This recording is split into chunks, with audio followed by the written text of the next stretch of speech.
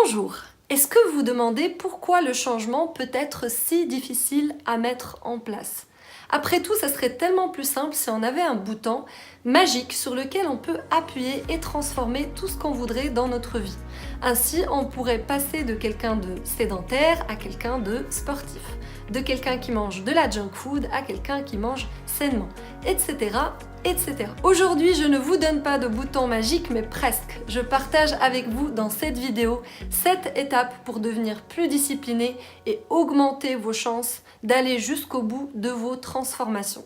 Je suis Samia, ingénieure en gestion du changement, et ici on parle de changement mais surtout de design de vie, ou l'art de transformer votre potentiel et vos talents en une vie que vous adorez. D'ailleurs, si le sujet vous intéresse, je vous invite à découvrir ma formation gratuite 7 jours pour designer ma vie idéale.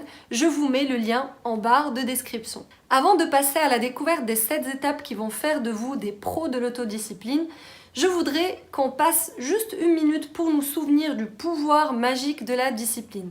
Et là, je voudrais illustrer par un exemple frappant du livre The Compound Effect ou l'effet cumulé de Darren Hardy.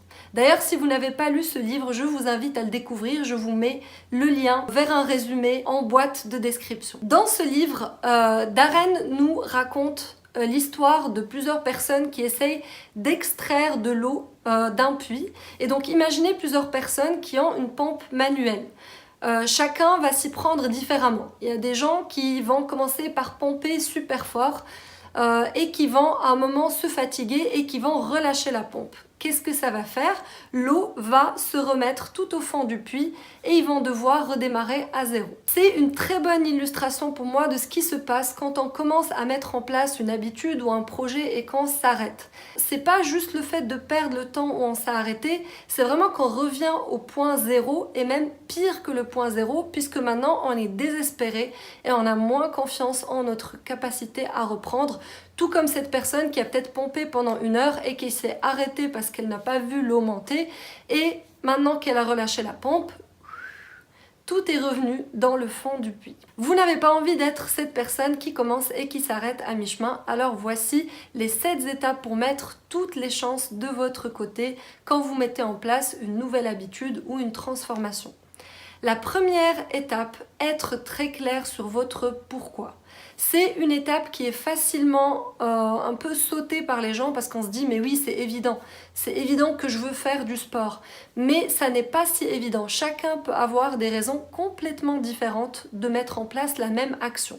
Peut-être qu'une personne va commencer le sport pour des raisons esthétiques, peut-être qu'une autre va commencer pour des raisons de santé, ou peut-être qu'une autre va commencer tout simplement pour qu'elle puisse jouer avec ses enfants le plus longtemps possible. Soyez très clair sur la raison pour laquelle vous voulez mettre en place ce changement et gardez cette raison en tête. La deuxième étape est de réaliser et d'utiliser la force des habitudes. Des chercheurs ont démontré qu'on disposait de 24 minutes de pouvoir de décision par jour. C'est-à-dire qu'à fur et à mesure qu'on va faire des choix dans la journée, on va pouvoir taper dans ce budget et quand on va l'épuiser, nos choix vont devenir moins bons. C'est d'ailleurs la raison pour laquelle dans plusieurs métiers où les choix sont une question de vie ou de mort, il existe énormément de routines, énormément d'habitudes.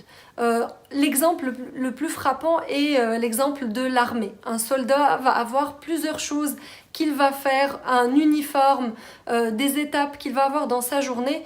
Pourquoi? Parce que comme c'est des habitudes, ils ne vont pas aller taper dans son budget, on va dire de pouvoir de décision, et il va pouvoir en garder pour un moment où un choix pourrait être pour lui et pour les autres une question de vie ou de mort. La troisième étape est de choisir votre bataille, c'est-à-dire choisir une habitude que vous allez mettre en place à la fois.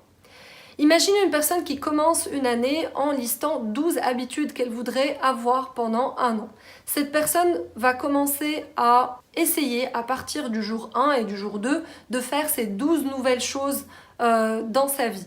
Ce qui va se passer, à cause de ce que j'ai expliqué dans l'étape 2, c'est qu'elle va abandonner. Elle ne va pas pouvoir continuer parce que peut-être qu'elle aura assez de pouvoir de volonté ou de décision pour faire 2 habitudes, mais qu'elle ne pourra pas faire les autres. A contrario, imaginez une personne qui décide de mettre en place une habitude par mois. Donc elle va commencer le premier mois, elle va mettre en place une habitude et le deuxième mois, elle va pouvoir consolider la première habitude, passer à la deuxième habitude, et bien la deuxième personne, elle a plus de chances à la fin de l'année d'avoir transformé sa vie et d'avoir rajouté ces 12 nouvelles bonnes habitudes qu'elle voulait ajouter. Donc choisissez votre bataille et une bataille à la fois. La quatrième étape est de rendre votre progrès visible. J'utilise personnellement une application qui s'appelle Way of Life qui est vraiment très intuitive où vous pouvez mettre gratuitement jusqu'à 3 habitudes que vous avez envie de suivre et vous appuyez tout simplement sur un bouton vert quand vous avez fait ce que vous avez à faire et un bouton rouge quand vous ne l'avez pas fait. Bien sûr, vous pouvez faire la même chose avec un bout de papier et un stylo, mais il est très important de pouvoir suivre visuellement votre progrès. La cinquième étape est de planifier votre habitude, c'est-à-dire de décider d'un moment de la journée où vous allez pouvoir vous en occuper. Une façon, encore une fois, d'augmenter vos chances est de faire ce qu'on appelle du habit stacking ou le fait d'empiler des habitudes en cherchant une habitude déjà bien ancrée et en mettant votre nouvelle habitude juste après ou juste avant. Je pense qu'après c'est encore mieux.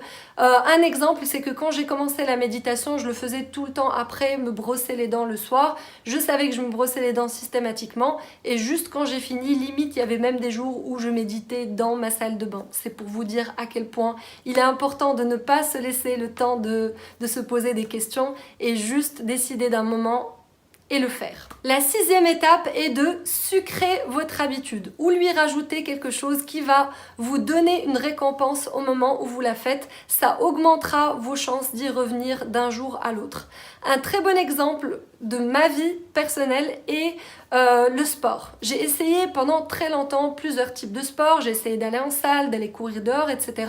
Et finalement, la chose qui a marché le mieux pour moi est le CrossFit. Si vous connaissez cette discipline, vous savez qu'il n'y a pas quelque chose de révolutionnaire à l'intérieur. C'est un mix d'haltérophilie, d'endurance, de gymnastique. Par contre, ce qui est vraiment nouveau, c'est l'environnement et comment ça se passe. Donc c'est un cours de 12 personnes. Et à la fin, les 11 autres personnes avec qui vous vous entraînez vont venir vous taper dans la main et vous dire bien joué. Je peux vous assurer que c'est un petit truc, mais c'est très très important parce qu'on a cette sucrerie justement, ce sentiment positif à la fin de notre habitude et je pense vraiment que c'est la chose qui a fait que je suis restée sur cette habitude-là et que je pratique ce sport depuis 2 ans maintenant, alors que j'avais vraiment pas réussi à accrocher à aucun sport avant. Donc pensez à ce petit plus que vous pourriez faire à la fin de votre habitude pour vous récompenser. La 7e et dernière étape est de célébrer les victoires intermédiaires. Surtout si c'est des projets à long terme, comme le fait de mettre en place une entreprise, ça va peut-être vous prendre 2 ans ou 3 ans, mais n'attendez pas aussi longtemps avant de célébrer. Mettez-vous des jalons et célébrez. Par exemple, si vous mettez en place une nouvelle habitude, vous pouvez célébrer tous les mois ou toutes les semaines et vous offrir quelque chose pour montrer votre gratitude à vous-même d'avoir tenu et d'avoir été jusqu'au bout. Je vous remercie d'avoir passé ce moment avec moi et j'espère que cette vidéo vous a inspiré. D'ailleurs, si vous l'avez aimé, n'hésitez pas à lui mettre un pouce bleu et surtout n'hésitez pas à la partager avec une personne qui aurait besoin d'entendre ça aujourd'hui. Et à très bientôt dans une nouvelle vidéo.